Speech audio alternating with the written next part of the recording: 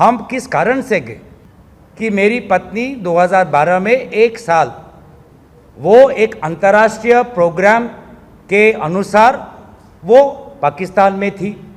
एक साल वो उसने वहाँ पर एक अंतर्राष्ट्रीय क्लाइमेट चेंज के प्रोग्राम पर काम किया। उसी प्रोग्राम के तहत वो एक साल पाकिस्तान में थी, उसके बाद वो भारत में आई और उस प्रोग्राम में काम कर रही थी।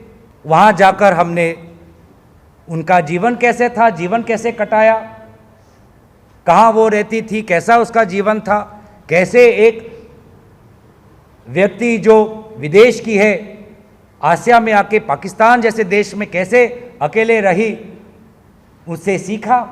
वो किस बाज़ार में जाती थी, किस पार्क में टहलती थी, कहाँ वो खाना खाती थी, कहाँ वो कपड़े खरीदती थी, वो हमने देखा। कोट থাকিলা, कोट तुम्हार बाजार, कोट तुम्हार पार्क, कोट तुम दुकान करा, दुकानों पर बस्तुखिनि किना।